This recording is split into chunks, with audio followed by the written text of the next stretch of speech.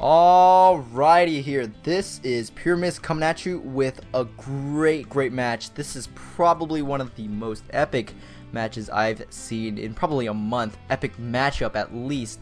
We have, of course, you can read Slayer's Boxer spawning as the blue Terran in the bottom hand position on Blistering Sands.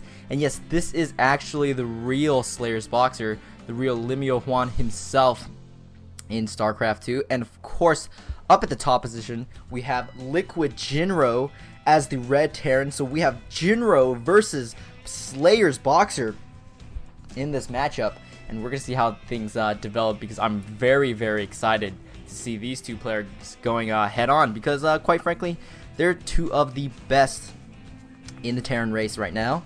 So Boxer doesn't look like he's trying anything too cheesy earlier on. He's known for extremely creative play in the Brood War days, but we're going to see how he transitions that into SE2 in this game, possibly. We've got Jinro placing down his barracks, similarly timing with Boxer, and you can see in the production tab, these two guys are neck and neck at this point. Mirror builds. Of course, you can't do too much in Terran versus Terran. Earlier on especially. We've got a refinery coming in for Jinro a lot earlier than Slayer's Boxer, nicknamed the Terran Emperor in StarCraft 1. We're going to see if he can establish that name for himself in StarCraft 2. And we also have Jinro now scouting down the middle of the map. And interesting to note here, Boxer has not made anything besides his first barrack, so we might be seeing a 1-racks fast expand from Slayer's Boxer here. And look at this, Jinro's already got his orbital command center going up, and same with Boxer. However, still no gas for Slayer's Boxer. Now sending his SCV out to scout, make sure there's nothing too crazy going on like proxy barracks, and they're going to ricochet right back and place down his command center, which is immediately spotted by Liquid Jinro. So Jinro is going to know that there isn't a lot of early pressure coming his way from Slayer's Boxer. And Boxer now getting his second supply depot to make sure he's not supply cap, which is nearing. There we go. He is supply cap now, so he needs this supply depot to go up very soon if he wants to make more SCVs. Command center, his natural expansion, about 1/3 of the way done.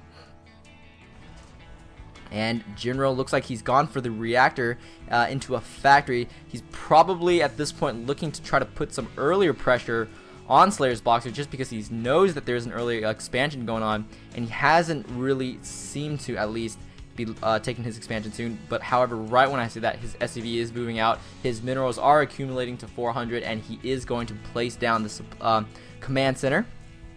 So he is going to be a tiny bit behind, and oh my gosh, still no gas, and we're almost 5 game minutes into the game in this Terran versus Terran, and Boxer has gone for a 4 barracks build. This is going to be ridiculous. Boxer is going to go for some sort of all-in marine attack. Well, probably not all-in, but at least some sort of crazy mass marine attack. In StarCraft 1, there was a build common, or similar a little bit to this, called the 100-man army build, where you just go crazy, 5 racks, and there we go. That's the 5th racks coming in from Boxer. Of course, this is not StarCraft 1. However, this is very analogous to that build, where you just do nothing, no gas, all barracks, all marines, all day, and you win. You just get a ton of marines. However, we're going to see how those marines match up against these Hellions. If Boxer can micro those marines right and split them up nicely as to avoid the main hits on the Hellion, make sure his marines don't get all splashed in one shot, he should do fine. However,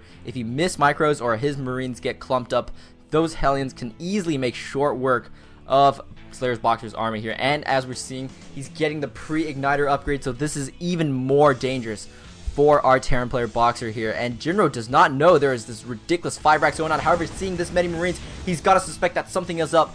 A couple marines almost dead. Ooh, he's frying a little bit more marines, but unfortunately not killing any marines. No marine death from Boxer so far. There we go. That's the first marine. Second marine going to go down as well.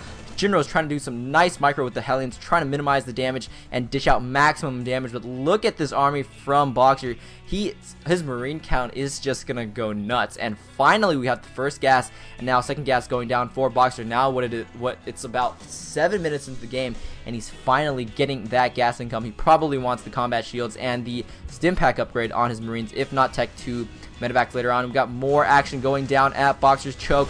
One Hellion did go down. However, these Hellions just roasting a ton of Marines and doing tons of damage to the rest. Look at all these Marines in the red and orange, and some Marine corpses being left in their wake as Slayer's Boxer moves down the middle of the map. And this was actually played in a ladder game between these two players, so this was not a tournament. However, it would be epic if it wasn't a tournament. Unfortunately, that is not the case. However, hold that thought. Oh, never mind. Boxer looked like he was going to engage. Very wisely going to move out. He cannot engage his army right now. I don't think he has enough, especially with not a single upgrade on those Marines. And these 4 Hellions from Jinro are going to roast these Marines alive, despite any sort of Boxer micro that he can pull off. So Boxer wisely moving back, gonna move into the factory tech, and look at this, getting concussive shells. So he is gonna switch to Marauders. He knows he can't all in Marines versus especially these blue flame Hellions that are charging down the middle of the map right now into Boxer's choke. And oh my gosh, making such short work of these Marines. Look at these Marines just get fried as they try to shoot down the Hellions, and Jinro is taking very, very minimal losses at this point. Boxer is teetering off on a knife's edge here as a lot of his Marine army just get roasted. This first Marauder is going to come in and going to help out, but however, these Marines smartly going to target things down, and the Marine army from Boxer falls to oblivion to those massive damaging blue flame Hellions as the SCVs also get roasted. And looks like Boxer's natural expansion is completely breached. These Marauders are just a little bit late to the party to fend this off. However, I think he's going to be able to hold this off once he gets a little bit more reinforcements, as those blue flame Hellions you see there just not doing the damage they need against these Marauders. And these Marauders from Boxer are going to be able to chase away Liquid Jinro's forces and force him to go back and recuperate just a little bit before possibly trying to attack again. Boxer, on the other hand, he's going for that starboard. He's got 5 Raxes rolling, as well as his factory with the reactors. So it looks like he is either going to switch off on this medevac or go into double Hellions. I think medevac would be the wiser choice and definitely more practical choice at this point, since he has so many barracks, and he's going to go all in bio.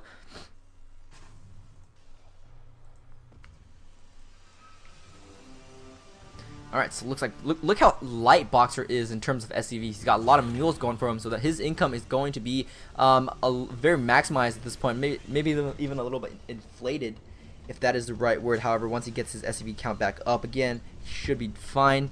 Jinro, on the other hand, look how much better saturation he has at his natural expansion. And he's slowly working up his Hellion numbers, and also getting the siege tanks now to try to deal with the Marauders a little bit. Got a bunker going down for Slayer's Boxer, so he's feeling a little bit defensive right now. Factory gonna float out in the sort of middle of the map-ish. Gonna get a good eye full of everything that Jinro is going to do, if Jinro decides to attack, of course. And both players are just sort of in the macro stages. Ooh, we got a salvage on this bunker, so Boxer feeling a little bit more comfortable now, having floated his factory out there probably and didn't see anything.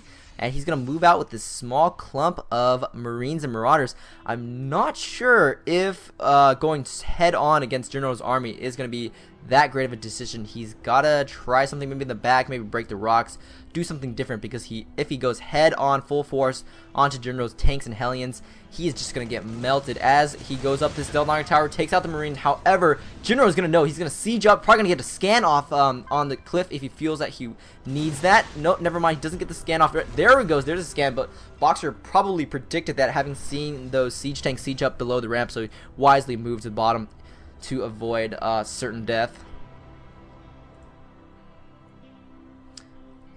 Alright, so more troops from Slayer's Boxer now going to try to reinforce.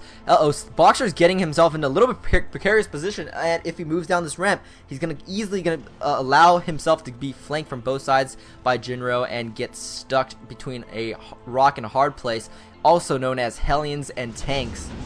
And look at this, massive drop going to come in from Boxer. He's going to move through this bottom position, probably going to drop in the natural expansion. However, it looks like Jinro somehow knows about this. He's moving these Marines back, trying to deal with these factories actually, and little do they know, they're going to be in a great position to intercept these medevacs that are fastly approaching Jinro's base. This missile turret is not going to finish nearly in time. Boxer is going to commit to this, dropping all of this stuff in the natural expansion of Jinro. However, he's going to get blown up by these tanks. He's got to lift them up. There we go. The units go right back into the Hellions, leaving a couple there as fodder for those Marines to make sure that his medevacs don't get targeted down. He's going to try to get through by going through Jinro's main base. This is going to be one heck of a car chase or a medevac chase. These Marines are closing in. However, those medevacs manage to skim along the edge of the cliffs, and these buildings are going to hinder the movements of Jinro's troops, and these medevacs are probably going to get away. However, I may be speaking too early. Marines catching up. This missile turret is going to shoot at the... takes out one of the medevacs. That's a huge loss for Boxer, and these medevacs are going to be stuck here in the corner of the base. Never mind. He is going to try to escape once again through the right side of the map. Probably going to be able to do that. Yeah, definitely. Never mind. I said things too early again as this Viking comes out. Oh, man, these medevacs are dead as Boxer tries to get them off and tries to do as much damage as possible with these dead troops. There we go. They got fried above Jinro's base. So Boxer taking heavy losses early on. As we can see, Jinro, however, was a little bit distracted throughout all that battle. This command center is just floating idly by, and there we go. Finally going to realize that. Going to plop that down on the gold mineral expansions. And this is gonna this game is gonna continue. Boxer's factory is gonna get targeted down by his Marines. Doesn't look like we're gonna see if it goes down. If it goes down, it could be a little bit of a loss for Boxer, as he's gonna lose his starport tech. And Jinro's Banshee is gonna get cloaked here. Boxer's gotta now conserve a little bit more of his scans, not going all to the mules. And this Banshee's gonna do some damage, take out one Marine right there. Scan gonna go off, and Boxer's Vikings are easily gonna be able to pick that off. However, if you notice this unit composition from our friend Slayer's Boxer here, he doesn't have any tanks whatsoever, so he's not gonna be the one. He's not gonna at least want to be the one to engage full on to Jinro's massive army of 8 tanks sieged up right here, because if he goes headlong first into those tanks, he's just gonna get ripped apart. And Jinro right now has the ability to take the initiative in terms of map control. He can just slowly move down the middle with this massive force of tanks right here, because Boxer has nothing to keep his map control right now